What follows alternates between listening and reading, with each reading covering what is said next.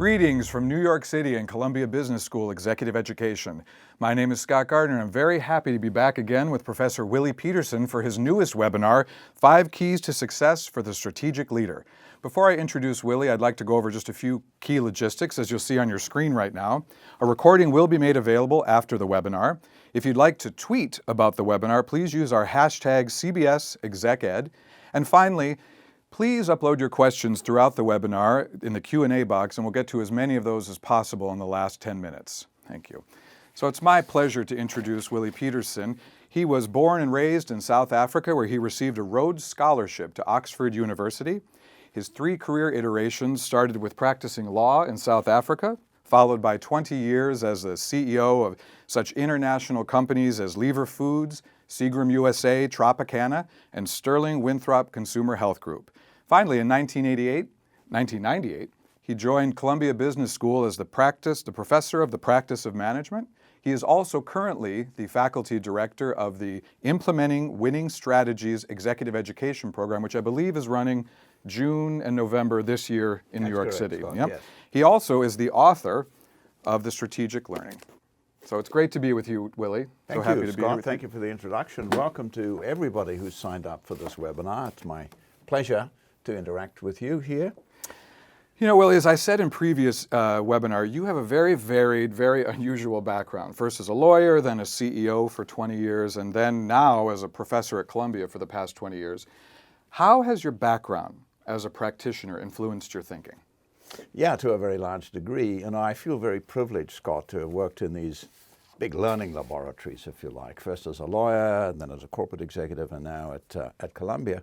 And if I think back on the synergy between them, how they build on each other, it's an interesting kind of journey. As a practitioner, of course, the driving force is to deliver results. It's the bottom line, it's the sales number, it's meeting the quarterly result, et cetera, et cetera. Not a lot of time for abstract theory. But now that I've come to Columbia, it's 20 years, it's been a wonderful experience. I've gained a lot of respect for theory. But with a big condition, a big rider. And that is this, that I belong to the pragmatist school of thinking, which says that the test of a good theory is its usefulness in practice. Right. So my idea is that good theories must have problem-solving power. Now, where I work at Columbia, given this background, this combination of experience, is at the intersection between theory and practice. So I'm always searching for what I call ideas with energy, and then finding good practical frameworks for translating them into action. So it's a kind of an insight to action mode of thinking. Right. That I enjoy. I like that. So my question would be, how did you come up with these 5 keys to success above all the others? And then what I'd like to know is, did the answers surprise you? Absolutely. They did actually surprise me. I went into it with an open mind. And the trigger for this was the fact that whenever I have a meeting with corporate executives, I like to ask them at the outset, what are the big challenges that you're facing that we can talk about, have a conversation about? And the most common answer I get is about disruption. Yes. They're saying, disruption is threatening our survival. And then they offer a generalization. I say, well, what do you mean by disruption? And they say, well, technology. I say, well, let's explore that a little bit. And then the conversation goes into things like artificial intelligence, big data, robotics, cloud computing, mobile technology, and these evolving things are producing new threats and opportunities that are a big challenge for us. And then I pondered this because that's a common answer. And for me, that triggered a question. This is the disruptive world of change that is the reality of today. Right. And it's probably going to accelerate.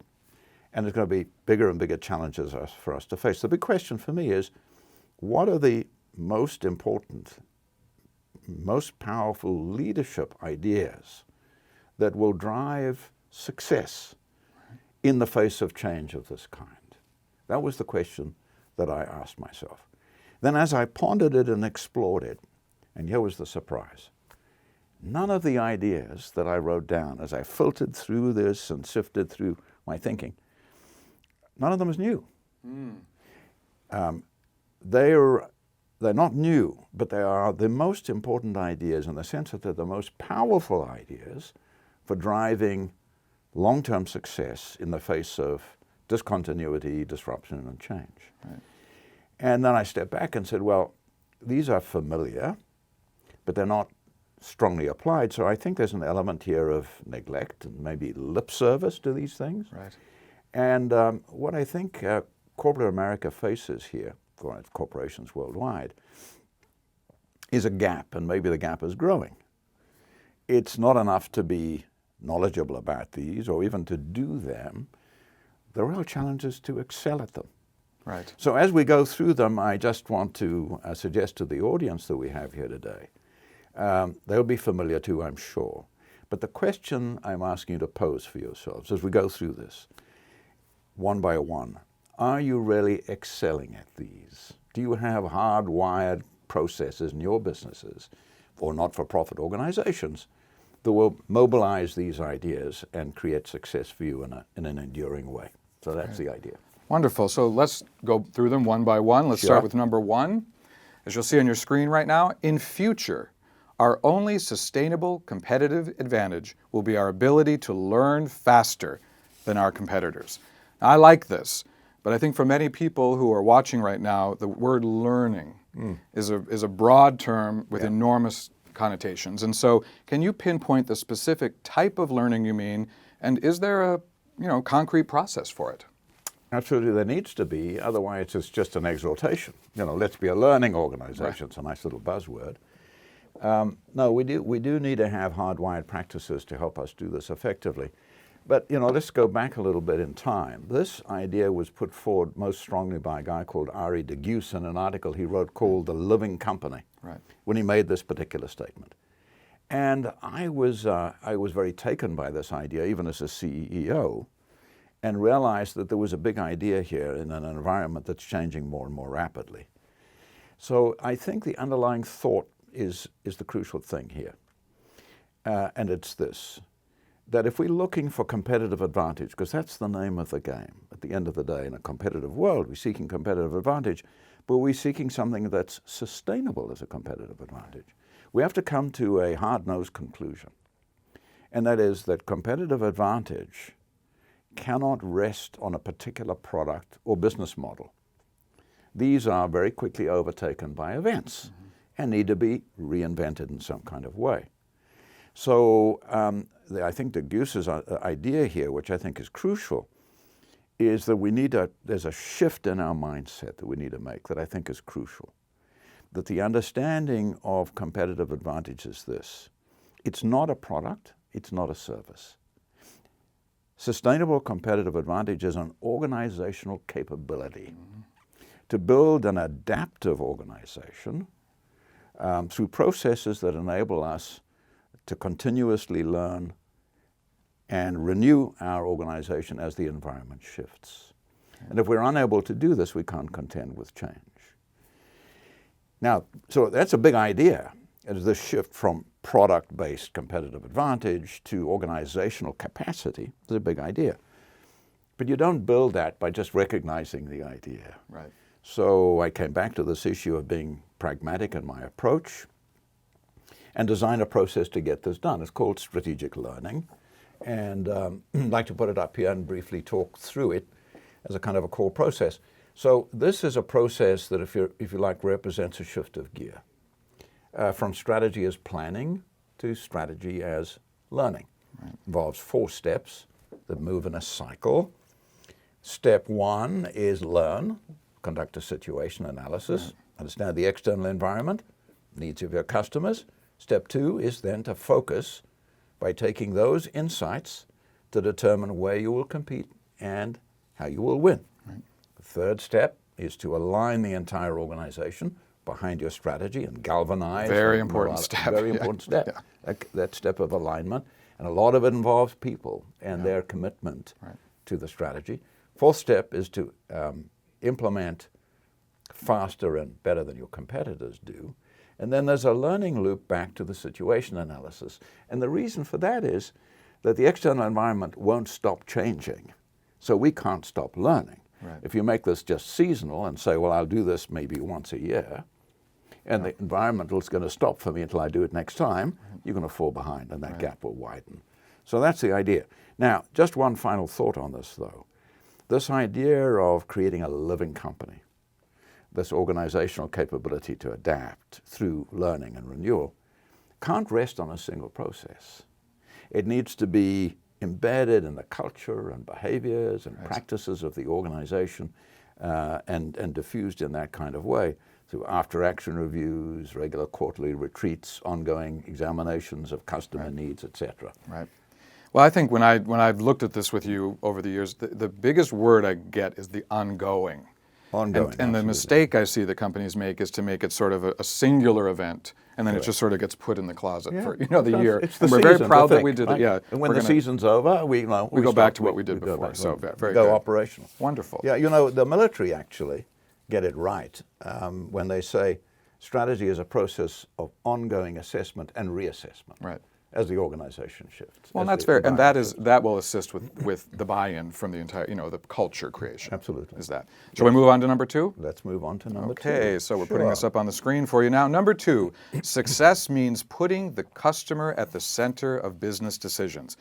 And, I often come back in our discussions to that word intention as a source of guidance in organizations and for life, for that matter. This lesson seems to me to be a North Star or a lighthouse in the fog type of lesson for organizations. Would you agree? Absolutely do agree. This is one of these buzzwords, and we hear it over and over, and people having meetings and they say, well, let's look at it from the customer point of view, as if there's some kind of piece of mental gymnastics we're not used to doing. Let's try and do this. My mind goes back to my experience as a young brand manager at Unilever, learning my way forward, and I was obsessed with the product features of my brand. So I did a presentation to my boss saying, these are the particular attributes of my brand that I think are very important. And he stopped me and he said, stop, you're getting this all wrong. People don't buy attributes. People are looking for solutions to their needs. They want to satisfy their needs. Your thinking is back to front. You're thinking inside out. You've got to think outside in. So your product that you're offering is a vehicle for delivering benefits to customers. Think benefits. You gave me an article. This is Theodore Levitt's article. It's a wonderful article called Marketing Myopia. Right.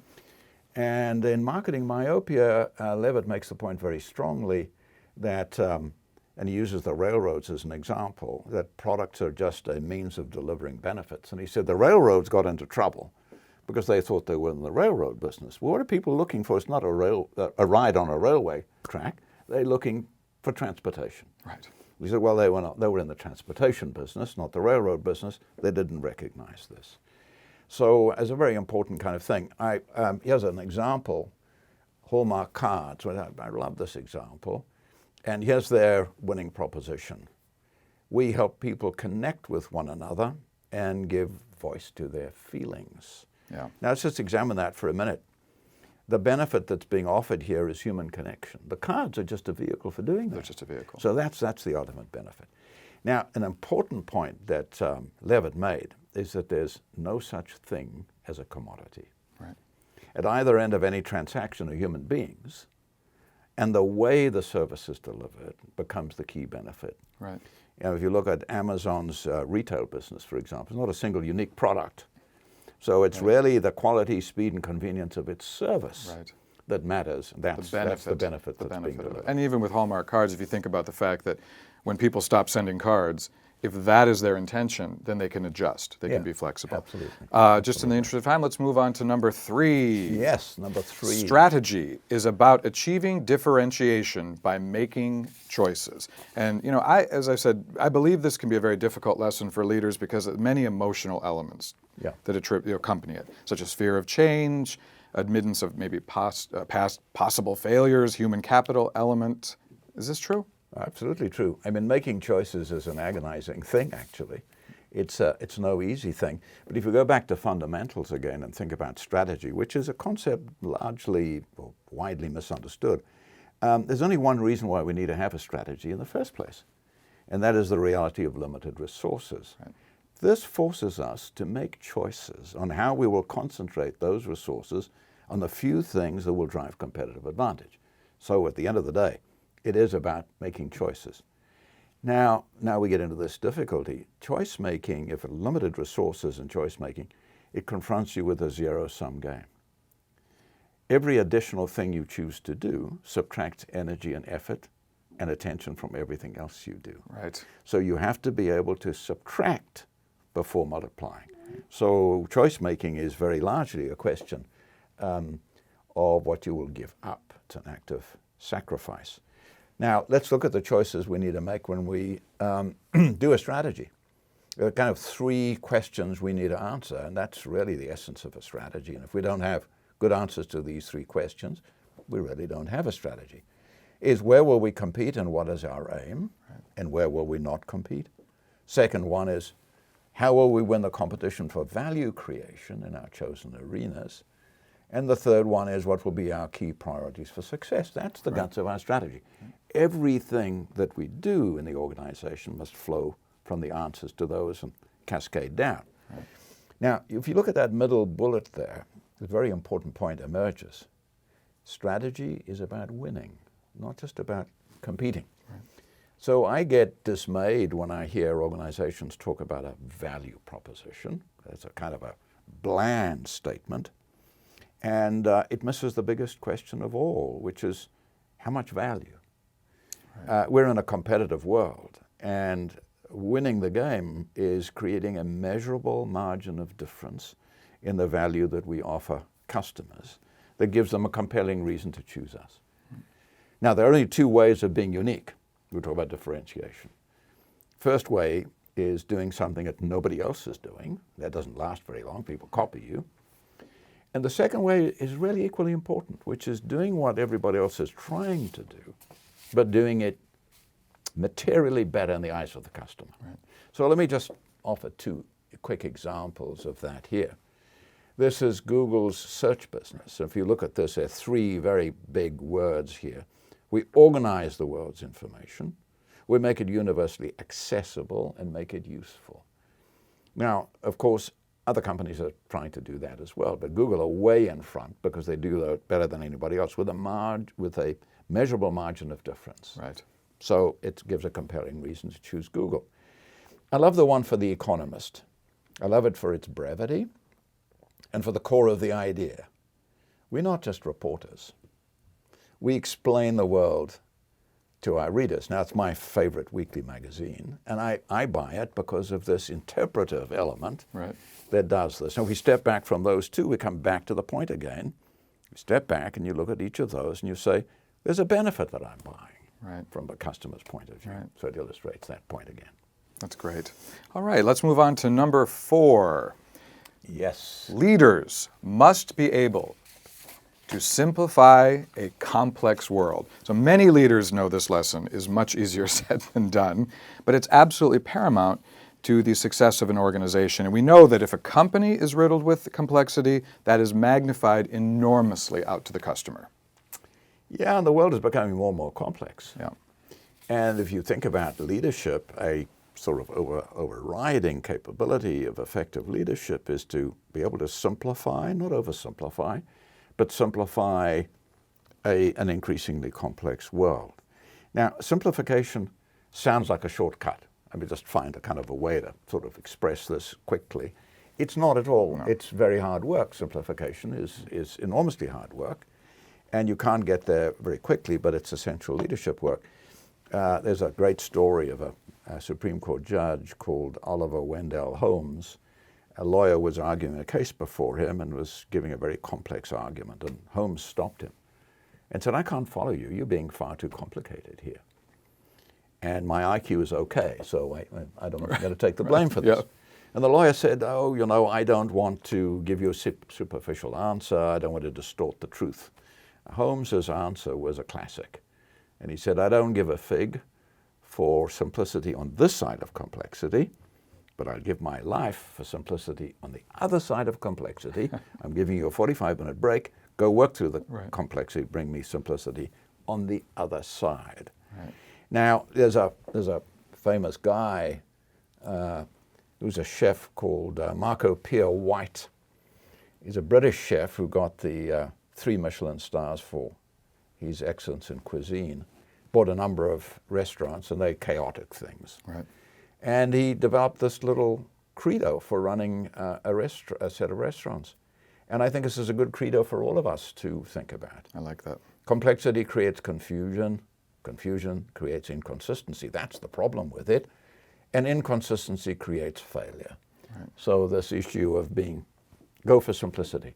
Right. That's very important.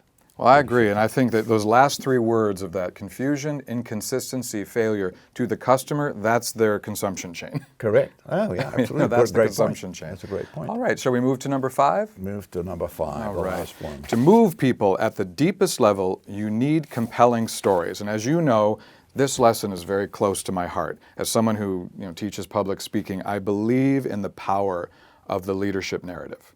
And again, do you think this lesson goes back to defining the EQ or the emotional intelligence of a leader? It does indeed, because if you don't tune into your people and tune into what their needs, thoughts, fears, hopes, and expectations are, you can't expect to lead. So this EQ factor is a key determinant of leadership effectiveness. So, if you think again, bring it back to the idea of a strategy that you want to distill in a very, very simple way, like I said before. The document itself is important because you need to have a frame of reference, right. But it should never be longer than 10 pages, so you simplify it. But that's not where it ends. The final deliverable of a strategy is not just a document. I mean, people don't follow documents. Right. They follow leaders, and they follow ideas. So the big thing is to translate the document into a compelling leadership message that wins the hearts and minds of people. It explains the strategy and the reason why. So I think great leadership is always about a powerful narrative of some kind. And the bigger the change, the more important the story becomes. The critical thing, as Peter Drucker said, the task of a leader is to be the trumpet that sounds the clear sound. 3M is a great example of this as a company, 3M. They've gotten completely away from presenting strategy in PowerPoint presentations with bullet points. And they express their strategy now as a narrative that explains the entire logic, where everybody fits in, what's expected of them, what success looks like, etc., as a narrative. And I just want to put this statement up here. We really need to become great storytellers as leaders, not just in an ad hoc way, but to express the strategy. And these are the elements of a good story.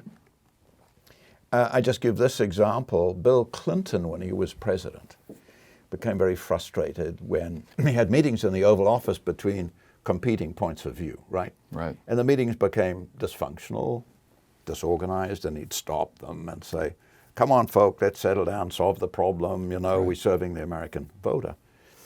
And it didn't work. So he got a moon rock from NASA, put it on the table in the middle of the room. Next time there was dysfunction and things went out of control, he said, stop, you see that rock?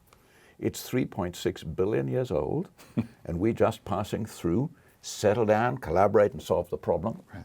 And he says it worked every time. Right. So that's kind of brilliant use of symbolism that he invoked. We're here for a short time, and there's a great big span of time, in the universe, so to speak.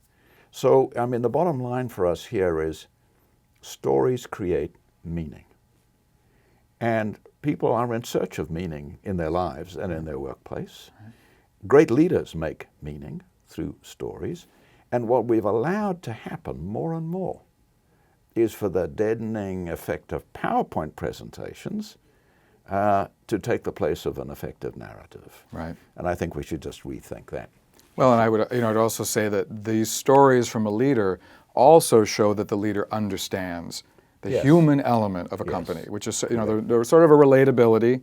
So there's leader, there's inspiration, but then there's also, I know what's happening, I know what you're going through, and I'm with you. I understand. Where PowerPoint doesn't do that. And there's no greater human experience than the experience of being understood. Exactly. So when employees feel that, it's a big motivator. Oh, it's a big motivator. All right, well, we have some time now for some questions that have come in. Would you like to take those for you? Okay, the first question is from Amy. What is the biggest impediment to doing these things systematically? Okay. It's the absence of hardwired processes. In complex organizations that are global and have a number of functions underneath them, the way that work happens is through business processes. So whenever we define something truly important, the question to ask ourselves is, how will we turn this into a business process that is ongoing and shared across the organization with a common language, a common set of concepts that we all understand and use, and applies a process. Now, strategic learning, which I showed earlier on, is an example of a process like that. Right. That's the way work happens, not just through exaltation. Let's think about the customer. What are we doing by way of understanding customer needs, doing a hierarchy of needs analysis that we all do systematically, right, deepen our understanding of customers. So these kinds of frameworks, practical frameworks, are the way that work gets done. Right. And how do you insert that into the culture? I mean, what is it, what things did you do to make sure that was part of the culture? Whenever there was a meeting about competing more effectively, and I was in running businesses that had brands, right, my question would be, let's start the meeting, what do you understand about the needs of the customers we seek to serve? Who are they? Right. What have you done to explain their most important needs? Right. What are our competitors doing, our rivals doing, to meet those needs better than us? What is the key factor that differentiates us and gives our customers a compelling reason to choose us? Right. Now, there's a kind of flow of thinking. Next time round, nobody's going to come to the meeting unprepared, right, for those questions, because there they are. And it's kind of a thing, is a little bit like Sam Palmisano, who is the CEO of IBM prior to the current one, who said to these organizations, there are always 4 questions that every executive must be able to answer in every meeting we have. Well, 1, why should customers choose to do business with us? Right. They have choices. Number 2, why should investors choose to give us their money? They have right. choices. Number 3, why should employees seek to work for us? The best of them are volunteers. Right. And number 4, why should communities welcome us in their midst? And he kept driving those questions, and the narrative followed, and the processes to provide good answers to those questions flowed from that right. approach. And it shouldn't just be in meetings, right? It should be somehow pervasive all around the company. Correct. Whether it's, visually you're seeing these questions, something to me to inspire, not just, I'm preparing for a meeting, but this is how I'm living my daily life. Right? Absolutely. I worked a lot with Ericsson in the past, and I was working with them in Turkey. And they were striving to bring the customer into the picture in their conversation. So how can we do this effectively? And the customer for them was big telephone operators. The suggestion I made to them, very pragmatic one, is get a photographer to go and take photographs of the real people who work in that system. Right. Mary and Fred and Joe and Cynthia. Take photographs of them, put them on the wall in every conference room in your lobby, rotate those every 3 months, and underneath, and interview them briefly. Underneath that, have a brief inscription. What do I expect from Ericsson? Now, you can never escape the customer. When you're sitting in a conference room, you looking at the customers all around you, and they're looking at you, and they're speaking to you. Now, just that bit of symbolism, like the moon rock, right, and rotating it every 3 months was a constant reminder that we serve customers. Right. And what we owe them is a set of benefits that are better than the competitors. Exactly. And it focuses intention. Constant focus. All right, let's take another question from Jeff. What are the differences between the for-profit world and the not-for-profit world? And I know you don't like that phrase, so the not-for-profit world. Yeah, I don't like that phrase, not-for-profit, because it's weird. It kind of defines what you do in terms of what you don't do.